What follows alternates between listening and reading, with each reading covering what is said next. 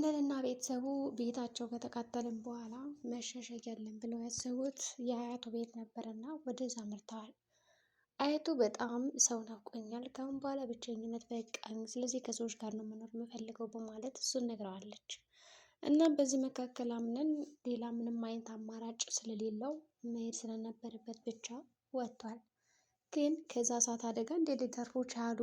ይሄ ለሁላችንም ጥያቄ ሆኗል። ማነው እሳቱን አጥፍቶ ከዛ ቤት በሰላም እንዲወጡ ያደረጋቸው? ምክንያቱም ቤቱ ሲቃጠል ሁላችንም አይተነዋል። አጠቃላይ ሙሉ ለሙሉ ጋዝ ተርከፍክፎበትና እንደነደደም ተመልክተን ነበር። በዛ እሳት እየነደደ ሰው ይተርፋል ብለን ራሱ እየገመትነውም ሰው አንዳችም አልነበረም። ምክንያቱም እሳቱ ተቀጣጥሎ በነበረበት ሰዓት ሁላቸውም በጣም እየሳሉ እና በጣም በቃ አፍኗቸው ሁሉም ደርሶ ነበር ጭሱ። ግን ማን ደርሶ አዳናቸው?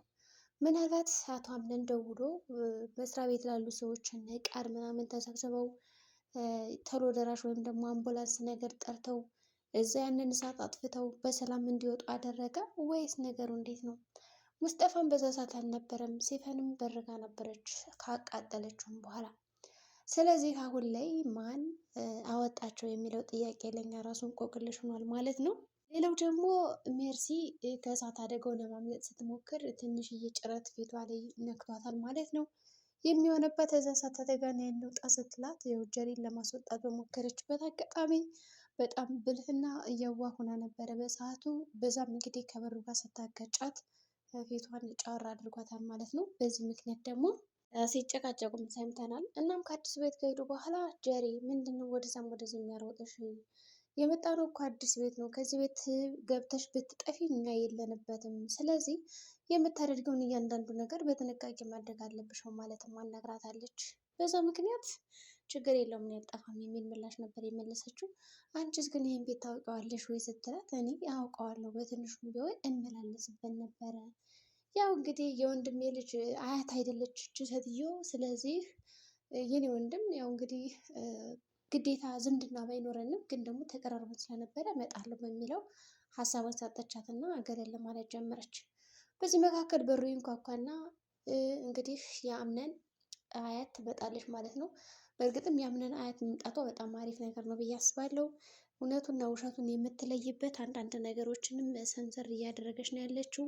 በተለይ ደግሞ እነዚህ ወጣት ሴቶች እነማን ናቸው የሚለውንም ማጣራት ጀምራለች። ብቻ መጨረሻዋ ልክ እንደ ሞርዚና እንዳይሆን እንጂ ሞርዚናም አጣራለሁ እነዚህን ሴቶች እነማን ናቸው ብላ ነው እንደዛ አሳብደው ያስቀመጧት። ይሁን እንጂ የአምነን አያት ትንሽ ጆሮዋን መስማት ስለሚሳናት ብዙ ነገሮችን አልሰማም የሚል ስበቦችን መደርደር ታበዛለች። ግን ደግሞ ሜርሲ የምትናገራቸውን እያንዳንዱ ነገሮች አልሰማም እያለች ሽምጥጥ አድርጋ ትሰማለች ማለት ነው።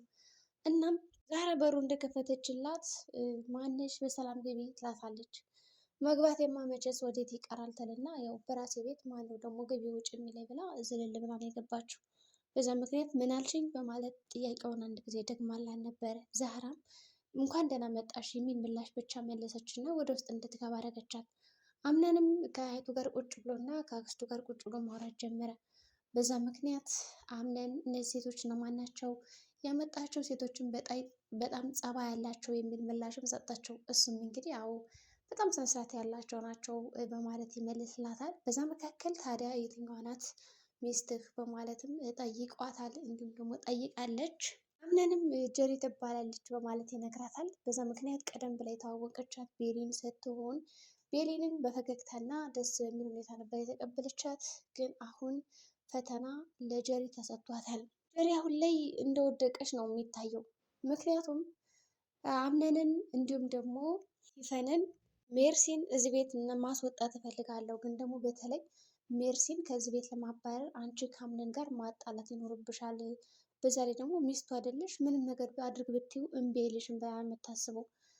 ጀሪም እሺ ለምንድን ነው ማጣላቸው በማለት ሰፍ በማለት ነበር የጠየቀቻት። ሆኖም ቤሊን ሂጂ እስኪ ጥሪልኝ አምነን ሚስት ልተዋወቃት ብላ በላከችባት አጋጣሚ ጓጉታ ነበረ ሰፍ ብላ። እንዲሁም ደግሞ ንግግሮቿን ራሱ ቆጠብ አድርጋ እንደመናገር ወዲያውኑ ጀሪ እንደመጣች ለምን ነበር የፈለግሽኝ ምናምን እያለች ያው እንግዲህ የጀሪን ቅልብልብነት አይታ ነው ይህንን ፈተና ልትፈትናት የቻለችው። ቤሊንም እዛ ቤት ከመጣች በኋላ ሌላም አዲስ ህይወት አለ በሚለው በተስፋ እኖራለሁ ብላ አሁንም የራሷን ተስፋዎች እየሰነቀች ነው ያለች እና አምነን እንዴት አድርጌ ማገዝ አለብኝ በሚለው ደግሞ እያሰበች ነው ያለችው።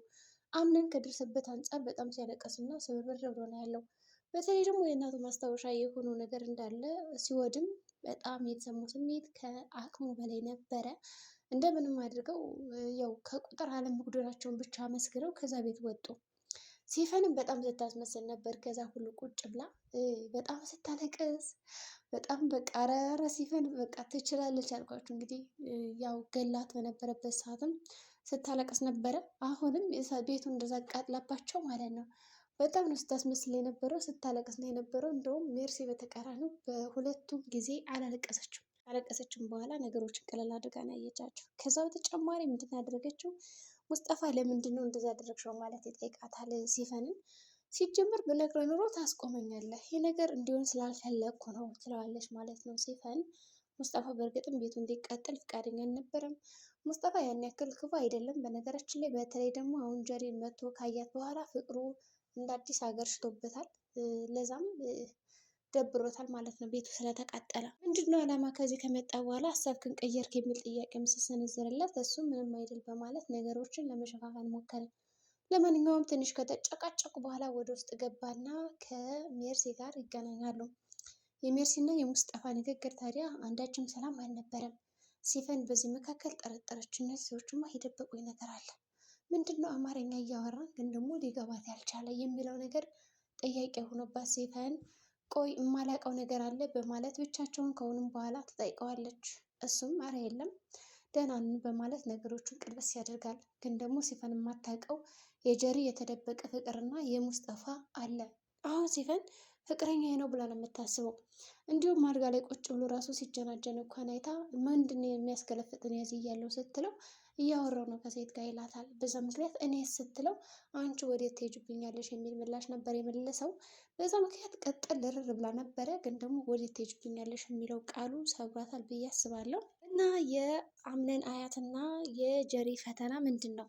ይህን ቤት በስምሽ አድርግልሻለሁ እነዚህን ሰዎች ማጣላት ከፈለግሽ እና ከህይወቱ ካስወጣሻቸው የሚለውን ሀሳብ ስታቀርብላት ጀሪ በደስታ ፈነደቀች። ወዲያውኑ ቤቱን ግቢውንና ውጩን ወጣ ብላ መፈተሽ ጀመረች። ቀወጠችው። ለማንኛውም አትቸኩይ፣ አምነን ይህን የሚያክል ቤት ደጋግሞ ሊገዛ ይችላል፣ ሀብታም ነው የሚለውንም ጭምር ጨመረችላት እና ጀሪ በጣም ጓጓች። ስግብግብነቷ ጎልቶ ታየ በአያቱ ፊት። አንተን ሴቶችማ መንጭቅን ማስወጣችሁ የሚል ትዕዛዝም ያለ ይመስላል በውስጧ። ቃልም ተስፋ እንዳይቆርጥ ከጎን ሆኖ እያበረታታው ነው ያለ። መጨረሻም ቤሊን ከአምነን መኝታ ክፍል ሄዳ በጣም ቁጭ ብላ የእሱ ልብሶች እየዳሰሰች እንቅልፍ ወስዷታል። በዛ ምክንያት ጀሪ ተመልክታታለች። እናም ጀሪ አሁን ላይ ቤሊን እንደምታፈቅረው ከተረዳች በኋላ ምን ልታደርጋት ትችላለች? ይሄም ሌላ ጥያቄ ነው።